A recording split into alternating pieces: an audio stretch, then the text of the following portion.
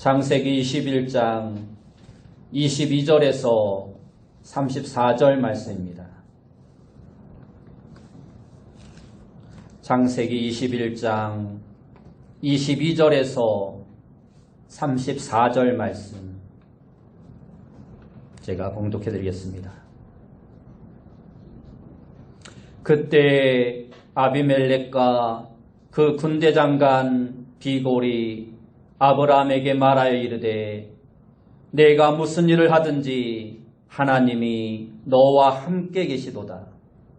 그런즉 너는 나와 내 아들과 내 손자에게 거짓되어 행하지 아니하기를 이제 여기서 하나님을 가리켜 내게 맹세하라. 내가 내게 후대한 대로 너도 나와 내가 머무는 이 땅에 행할 것이니라.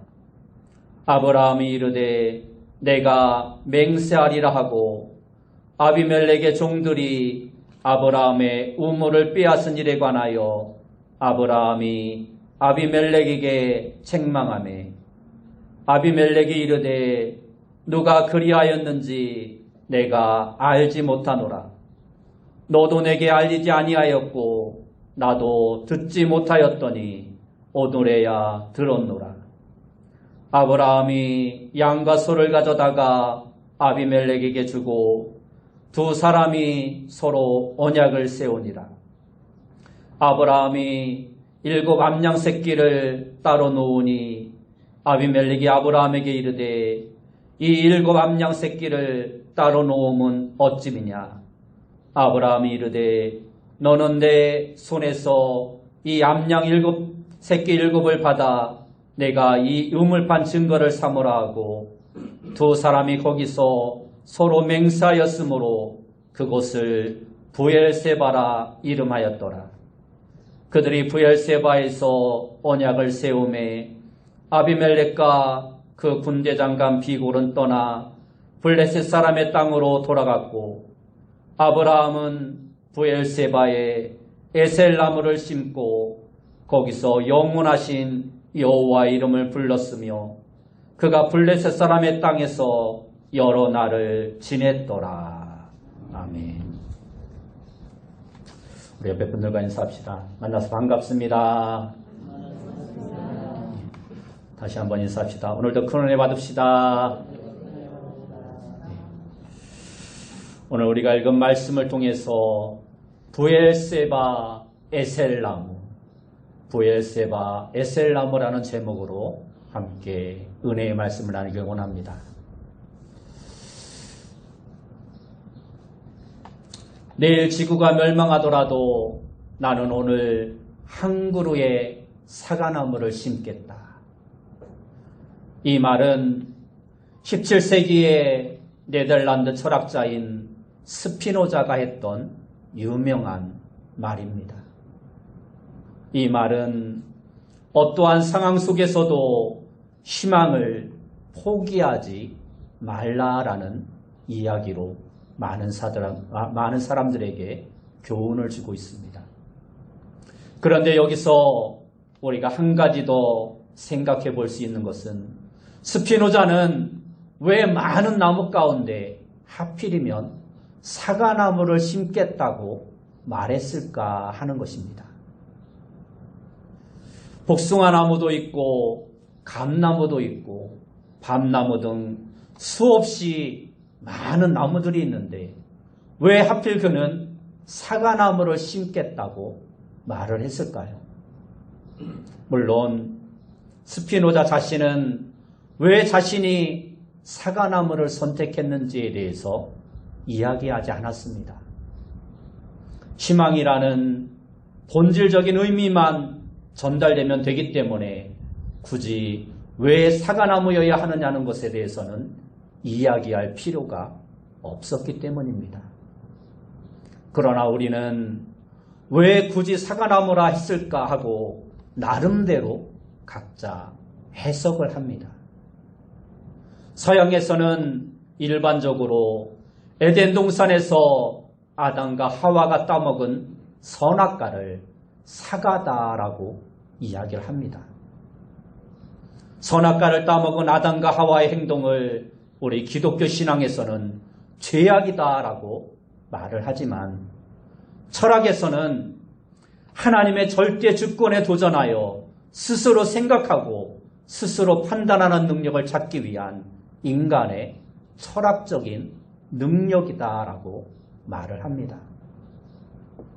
그러한 맥락에서 스피노자가 말한 내일 지구가 멸망하더라도 나는 오늘 한 그루의 사과나무를 심겠다는 말을 해석한다면 절대적인 존재인 하나님이 이 세상의 종말을 선언한다 하더라도 우리 인간은 오늘 내게 주어진 상황 속에서 인간의 철학적 능력을 가지고 하루하루를 판단하며 살아야 한다라는 말로 해석할 수 있습니다. 물론 이러한 해석은 오늘날 우리의 해석일 뿐입니다. 당시 무신론자가 아니고 범신론적인 사상을 가지고 있었던 스피노자의 사상은 이러한 생각과는 다를 수 있습니다. 그런데 우리 기독교인에게는 또 하나 의문이 드는 나무 이야기가 있습니다. 그것은 바로 오늘 본문에 나오는 아브라함이 부엘세바에 심은 에셀나무입니다. 왜 아브라함은 부엘세바에 에셀나무를 심었을까요? 이스라엘 땅에서 흔히 발견할 수 있는 무화과나무나 광야에서 잘 자라는 로뎀나무를 심은 것이 아니라 아브라함은 왜 굳이 에셀나무를 심었을까요? 아브라함은 참으로 파란만장한 인생을 살았던 사람이었습니다. 그는 75세 때에 하나님의 음성을 듣고 순종하여 가나안 땅으로 이주하였습니다. 하나님의 약속의 말씀에 순종하여 가나안 땅으로 갔지만 사실 그 당시 가나안 땅은 그렇게 살기가 좋은 곳이 아니었습니다. 결국 가나안 땅에 도착한 후 얼마 안 되어 그 땅에 기근이 들어서 아브라함과 그의 가족들은 애굽으로 내려가 살아야 했습니다. 거기에서 그는 아내를 바로왕에게 빼앗길 위기를 맞기도 하였지만 하나님의 도우심으로 말미암아 무사히 다시금 가나안 땅으로 돌아올 수 있었습니다. 그리고 사랑하는 조카 롯과 헤어지는 아픔도 겪어야 했습니다. 무엇보다도 아브라함의 마음을 힘들게 했던 것은 자식이 없었던 아브라함에게 자식을 주어 그 자손으로 심히 번성케 하리라는 하나님의 약속의 기미가 이루어질 기미가 전혀 보이지 않았다라는 것입니다. 그러던 사이에 어느덧 그의 나이 100세가 되었을 때 비로소 아들 이삭을 얻게 됩니다. 그렇게 이삭의 나이가 서너 살쯤 되었을 때 아브라함의 집에 큰 잔치가 베풀어졌습니다. 우리는 보통 아이가 첫 생일인 첫돌이 되면 잔치를 하지만 당시 이스라엘 백성들은 젖 먹던 아이가 젖을 뗄 무렵에 큰 잔치를 벌였습니다. 아마도 이삭도 서너 살쯤에 젖을 떼면서 큰 잔치를 벌였던 것 같습니다. 아브라함은 당시에 큰 부자였고 이삭이 100세에 얻은 너무나도 소중한 아이이기 때문에 아마 거대하게 잔치를 벌였을 것입니다. 이웃의 많은 사람들도 불렀습니다. 또한 아브라함 집에만도 수백 명의 목자들이 있었습니다. 일꾼들이 있었습니다. 그러기에 그 잔치에 모인 사람만 해도 몇백 명은 좋게 될 것입니다. 이렇게 큰 기쁨의 잔치가 벌어지고 있던 때에 집안에 큰 소동이 일어나고 맙니다. 이삭보다 14년 먼저 태어난 이복형인 이스마엘이 어린 이삭을 괴롭히는 모습을 어머니 사라가 보게 된 것입니다. 자신이 늦게 얻은 아들 이삭이 괴롭힘을 당하자 사라의 마음은 견딜 수가 없었습니다. 그래서 사라는 이삭을 괴롭힌 이스마엘과 그의 어머니인 하갈을 집에서 내쫓으라고 아브라함에게 하소연을 합니다. 이스마엘이 집 안에 있는 한 이러한 일들이 계속해서 일어날 것이 너무나도 분명하기 때문입니다. 이 일로 인해서 아브라함은 큰 고민에 빠지게 됩니다. 비록 여종인 하갈을 통해서 낳은 아들이긴 하지만 그래도 자식인데 어떻게 매몰차게 쫓아낼 수 있겠습니까? 그래서 이 일로 아브라함이 고민하자 하나님께서 아브라함에게 사라의 말대로 하라고 말씀해 주십니다. 그렇게 아브라함은 하나님의 말씀대로 하갈과 그의 아들 이스마엘을 집에서 쫓아냅니다. 오늘 본문에 앞선 21장 14절 말씀에 보면 아브라함이 아침에 일찍 일어나 떡과 물 한 가죽 부대를 가져다가 하갈의 어깨에 메어주고 그 아이를 데리고 가게 하니 하갈이 나가서 브엘세바 광야에서 방황하더니 하고 말씀하고 있습니다. 당시 아브라함은 브엘세바에 살고 있었습니다. 그런데 쫓겨난 하갈과 이스마엘이 브엘세바 광야에서 방황했다라는 말은 그들이 아브라함의 주위를 쉽게 벗어나지 못했다라는 말입니다. 그리고 먹을 것이 없는 광야에서 그들은 헤매고 헤맵니다. 마실 물이 없어 방황하며 울부짖을 때 하나님께서는 그들에게 샘물을 열어 물을 마시게 하십니다.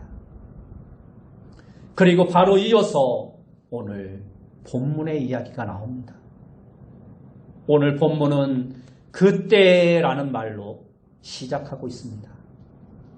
여기서 그때란 아브라함이 하갈과 이스마엘을 집에서 내쫓은 후에라는 말입니다. 하갈과 이스마엘이 집안에 있는 한 아브라함의 집안에는 평안한 날이 없었을 것입니다. 그런데 하나님의 지시대로 하갈과 이스마엘을 내쫓은 후에 아브라함의 집안은 비로소 평안해질 수 있었습니다. 그것이 바로 오늘 본문의 말씀입니다. 무엇보다도 우리 그리스도인들은 집안이 평안해야 합니다. 신앙인의 가정은 집안이 평안하고 하나님의 평강으로 넘쳐나야 합니다. 그래야만 밖에서도 일이 잘 풀리고 신앙생활도 기쁘게 할 수 있는 것입니다. 집안이 평안해지자 아브라함에게 어떠한 일이 일어나고 있습니까? 그때 아비멜렉과 그의 군대 장관인 비골이 아브라함을 찾아옵니다. 아비멜렉은 그랄의 왕이었습니다. 그와 관련된 이야기가 창세기 20장에 나오고 있습니다. 그랄 지역으로 가게 된 아브라함은 애굽에서 그랬던 것처럼 자기 아내 사라를 누이라고 속였습니다. 그러자 그랄 왕인 아비멜렉은 사라를 자기 아내로 삼으려고 그를 데리고 가버립니다. 그랄 왕이 자기 아내를 데리고 가는데도 아브라함은 아무 말도 할 수 없었습니다. 그런데 하나님께서 꿈에 아비멜렉에게 나타나셔서 사라를 건드리지 말라고 친히 간섭해 주십니다.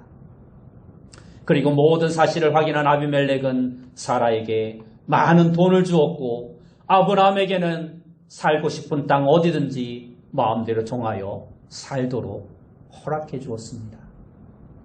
그러자 아브라함은 부엘세바를 택하여 그곳에 거처를 정하고 살게 되었던 것입니다. 부엘세바는 이스라엘 최남단에 속한 지역으로 네게부 사막이 있는 지역입니다. 아브라함은 그곳에 정착하여 살면서 우물을 팠습니다. 그런데 우물을 파자 아비멜렉의 종들이 와서 그 우물을 빼앗아 버렸습니다. 그런데도 아브라함은 아무런 대항도 하지 않았습니다. 당시의 우물은 굉장히 중요한 것이었습니다. 우물을 빼앗겼다라는 것은 때로 자신의 재산 전부를 잃은 것과 같을 정도로 매우 중요했습니다. 그런데도 아브라함은 그 우물을 빼앗겨도 아무 대항도 하지 않았습니다. 그러한 일이 있은 후 몇 년이 지난 어느 날 아비멜렉이 불쑥 아브라함을 찾아옵니다. 아비멜렉이 아브라함을 찾아온 것은 두 가지 이유 때문이었습니다. 첫 번째 이유는 아비멜렉의 종들이 아브라함의 우물을 빼앗은 일로 인해 서로의 관계가 나빠지지 않기를 원했던 것입니다. 오늘 본문 26절에서는 아비멜렉은 자기의 종들이 아브라함의 소유의 우물을 빼앗긴 일을 모른다라고 말하고 있지만 아마도 아비멜렉은 분명 이 일을 알고 있었을 것입니다.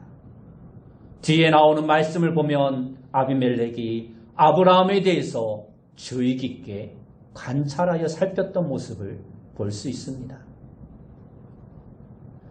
아비멜렉이 아브라함을 찾아온 두 번째 이유는 아브라함과 평화 조약을 맺기 위해서입니다. 아비멜렉은 사라 사건 이후 아브라함을 주의 깊게 살피고 관찰하였습니다. 그리고 그는 이렇게 결론을 내립니다. 오늘 본문 22절 말씀에 보면 내가 무슨 일을 하든지 하나님이 너와 함께 계시도다. 내가 무슨 일을 하든지 하나님이 너와 함께 계시도다. 아비멜렉은 아브라함의 삶을 관찰한 결과 그의 삶이 늘 형통함을 보았습니다. 모든 일들이 잘 풀리는 것을 보았습니다. 그러자 아비멜렉은 왜 아브라함이 하는 일마다 그렇게 일이 잘 풀릴까 하고 생각해 본 결과 결론은 하나였습니다. 하나님이 아브라함과 함께 계시고 있구나. 그러면서 그런 아브라함과 평화조약을 맺어 서로 돕는 관계가 되면 자신에게도 큰 유익이 될 것이라 생각했던 것입니다. 그의 종들이 아브라함의 우물을 빼앗은 일로 인해서 아직까지는 아브라함이 아무 말도 하지 않고 있지만 그것을 문제로 걸고 넘어지면 자신에게 유익이 될 것이 아무것도 없음을 알았던 것입니다. 그래서 먼저 아브라함을 찾아와서 평화조약을 맺자고 제안한 것입니다. 그렇게 해서 아브라함과 아비멜렉 사이에 평화조약이 체결됩니다. 평화조약을 체결하고서 아브라함은 그곳의 이름을 부엘세바라고 지었습니다. 부엘세바라는 말은 맹세의 우물이라는 뜻입니다. 그러나 아비멜렉과 평화를 위한 맹세를 맺은 곳이었기에 그렇게 이름을 지은 것입니다. 그런 다음 아비멜렉과 그의 군대장관 비골이 돌아간 후에 아브라함은 그 부엘세바에 에셀나무를 심습니다.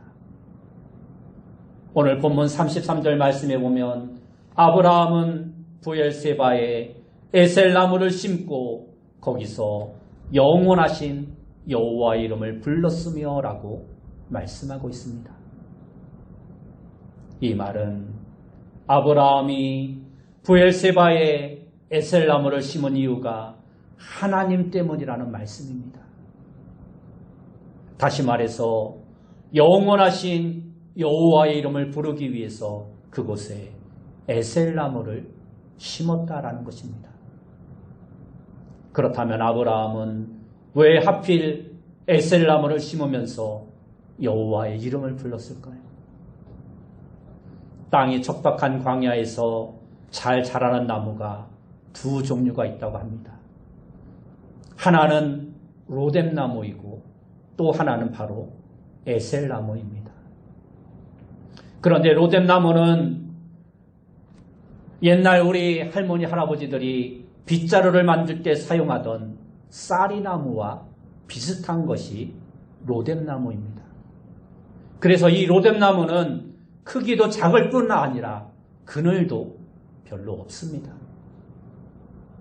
반면에 에셀나무는 굉장히 큰 나무입니다. 우리나라의 느티나무처럼 웅장하게 크는 나무고 수백 년을 사는 나무입니다. 이 에셀나무는 지중해 연안 지역에서부터 중앙아시아에 걸쳐 광범위하게 분포되어 자라는 나무입니다. 에셀나무가 사막과 같이 건조한 땅에서 큰 나무로 자랄 수 있는 비결은 이 나무가 뿌리를 아주 깊게 내리기 때문입니다. 또한 에셀나무는 그 잎에 수분을 많이 함유하고 있어서 그 그늘 아래는 다른 나무 그늘보다 훨씬 더 시원한 그늘을 제공한다고 합니다. 그래서 이스라엘 백성들에게 광야에서 만나는 에셀나무는 최고의 안식을 상징했다고 합니다. 이러한 에셀나무를 아브라함은 부엘세바에 심은 것입니다. 하갈과 이스마엘이 떠남으로 해서 집안에 평화가 찾아왔고 그랄 왕 아비멜렉과 평화조약을 맺음으로 대외적으로도 평화의 때가 찾아온 것입니다. 바로 그때 아브라함은 평화가 완성된 바로 그곳에 에셀나무를 심었던 것입니다.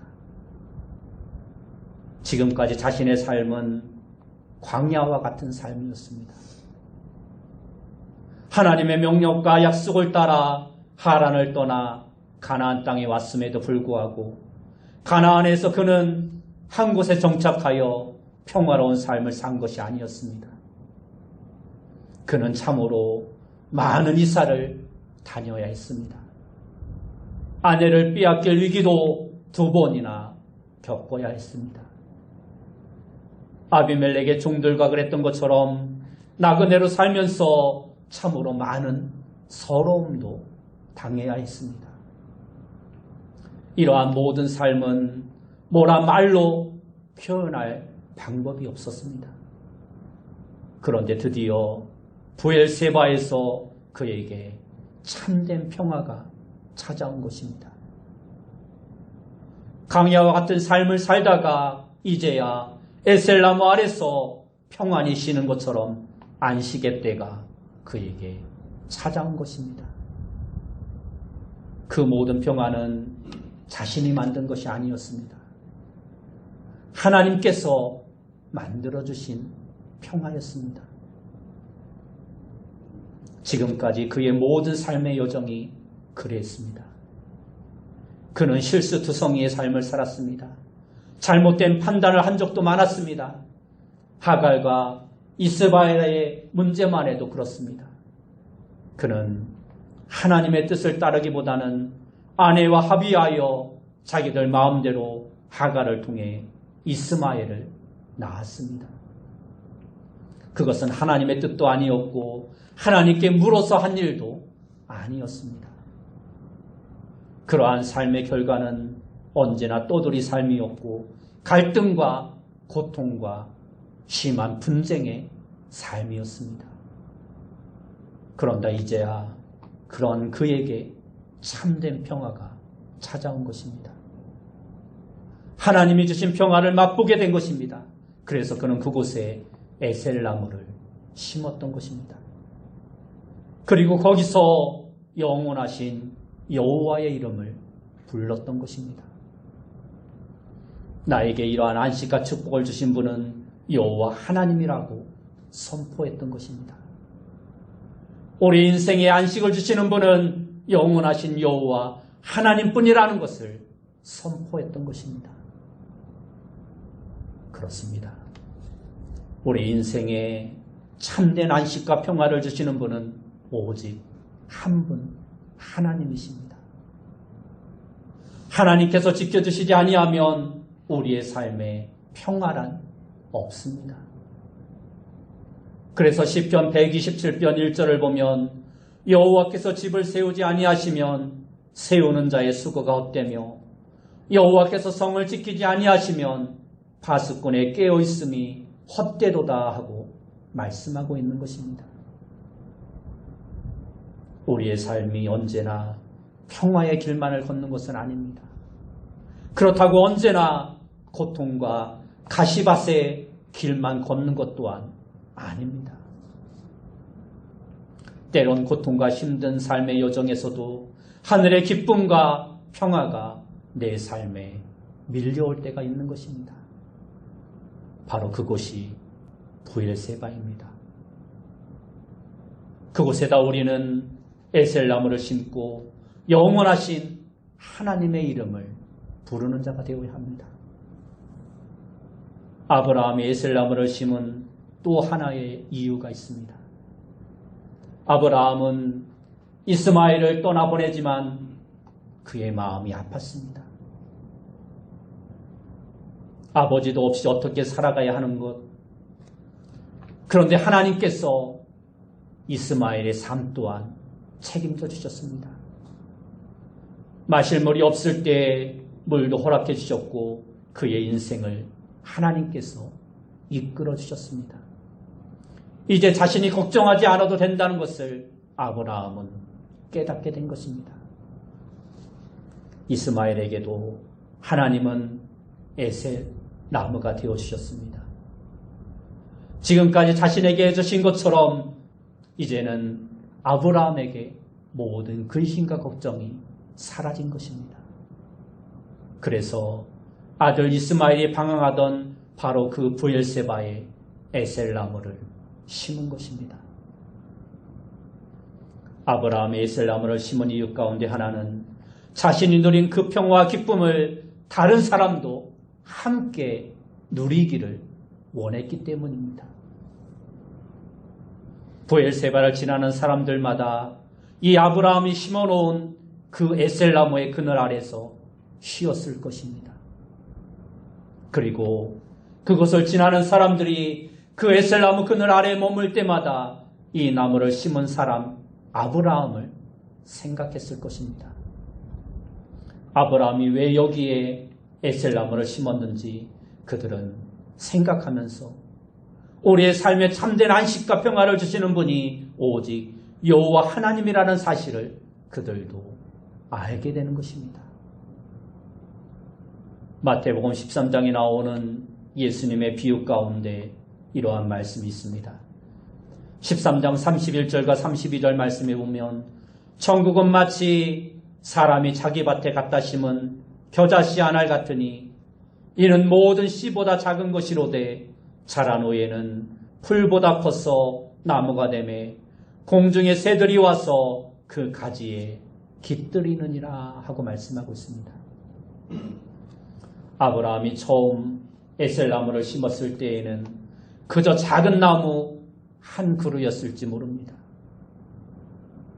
로뎀나무처럼 그늘도 별로 없는 볼품없는 나무였을 것입니다. 그런데 그 나무가 자라면서 많은 사람에게 그늘을 제공합니다. 마치 겨자씨 한 알이 자라서 큰 나무가 되어 공중의 새들에게 보금자리와 쉼터를 제공해 주는 것처럼 말입니다. 여러분, 지금 여러분의 삶은 안식과 평화를 누리는 삶입니까? 아니면 여전히 떠들며 방황하는 삶입니까? 지금 여러분의 삶에 깃들인 평화가 있습니까? 그 안식, 그 평화를 어디서 얻을 수 있다고 생각을 하십니까? 아브라함은 그의 생애에 여러 번 하나님의 임재를 경험했습니다. 그러나 지금의 이러한 평화, 이러한 안식은 아직 한 번도 경험해 보지 못했습니다. 그는 지금 하나님의 놀라운 은총을 경험하며 그리고 그 은혜가 너무 커서 그곳에 에셀나무를 심고 그곳을 부엘세바라 불렀던 것입니다.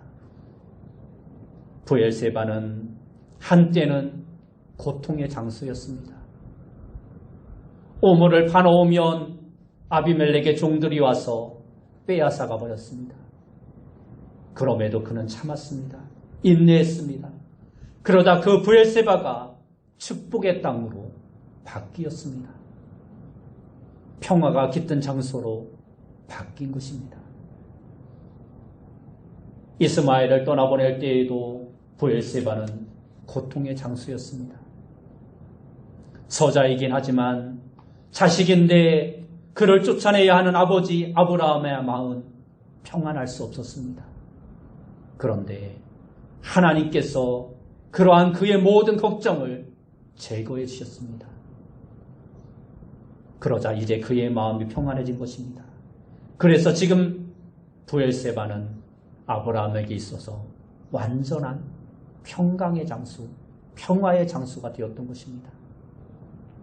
여러분, 지금 여러분이 서 있는 자리는 어떠한 부엘세바입니까? 여전히 고통만 가득한 곳입니까? 아니면 고통 가운데에서도 하나님께서 주시는 평화가 깃들어 있는 곳입니까? 고통만 바라보는 사람은 평화가 찾아와도 그 평화를 맞아들이지 못합니다. 그냥 나그네처럼 잠깐 왔다가 가버린 손님이 되고 마는 것입니다. 그러나 고통 가운데서도 하나님을 바라보는 사람은 그 고통의 보자기 안에 가득히 실어 있는 하나님이 주시는 참된 평화를 누릴 수 있는 것입니다. 아브라함이 그것을 부엘세바라고 부른다고 해서 부엘세바가 사막에서 갑자기 초목지가 울창한 곳으로 바뀌지 않았습니다. 여전히 그곳은 광야, 사막이었습니다. 그러나 에셀나무를 심은 후부터는 그곳이 달라집니다. 에셀나무를 심기 전까지는 변변한 그늘 하나 없는 사막일 뿐이었으나 에셀나무를 심은 후에는 그늘이 우거진 쉼의 안식의 장소가 되었던 것입니다. 에셀나무를 심었기 때문에 그곳이 부엘세바가 된 곳이 아닙니다. 부엘세바이기 때문에 그곳에 에셀나무를 심은 것입니다. 우리의 삶에도 하나님의 은혜가 경험되는 곳은 부엘세바가 됩니다. 환경이 바꾸어서 부엘세바가 되는 것이 아니라 비록 사막과 같은 삶일지라도 하나님의 은혜가 임하는 곳은 부엘세바가 될 수 있는 것입니다. 그러므로 하나님의 은혜를 깨닫는 바로 그 부엘세바에 우리도 믿음의 감사의 에셀나무를 심는 자가 되어야 합니다. 나만을 위해서가 아니라 다른 사람을 위해서도 우리는 이 같은 삶을 살아가는 자가 되어야 합니다. 여러분, 아브라함이 부엘세바에 심은 에셀나무의 혜택을 가장 많이 본 사람이 누구일까요? 이름 모를 나그네일 수도 있습니다. 아브라함과 평화조약을 맺은 아말렉 사람들이나 그의 종들일 수도 있습니다. 그러나 에셀나무의 그늘 아래에서 가장 많이 머문 사람은 다름 아닌 아브라함의 아들 이삭이었습니다. 이삭은 바로 그 부엘세바에서 자라고 성장했기 때문입니다. 이처럼 오늘 우리 교회가 세상의 에셀나무가 되어야 합니다. 그러기 위해서는 우리의 신앙이 부엘세바의 신앙이 되어야 합니다. 부엘세바의 우물과 에셀나무의 그늘이 있는 곳, 그곳이 가장 풍요로운 곳이고 가장 평화로운 곳입니다. 여러분 모두가 고난의 부엘세바에서 벗어나 축복의 부엘세바를 누리며 그곳에 은혜와 감사의 에셀나무를 심어서 하나님의 이름을 기억하고 하나님의 이름을 세상 사람들 가운데 나타내 보일 수 있는 귀한 삶을 살아가는 성도님들 다 되시길 예수님의 이름으로 축원합니다. 기도하겠습니다. 사랑하는 주님, 우리 모두가 신앙의 에셀나무를 심어 늘 하나님의 은혜에 감사하면서 그 은혜를 주위 사람들에게도 함께 나누며 증거하는 삶을 살아가는 자 되어줄 수 있도록 인도하여 주옵소서. 예수님의 이름으로 기도드리옵나이다.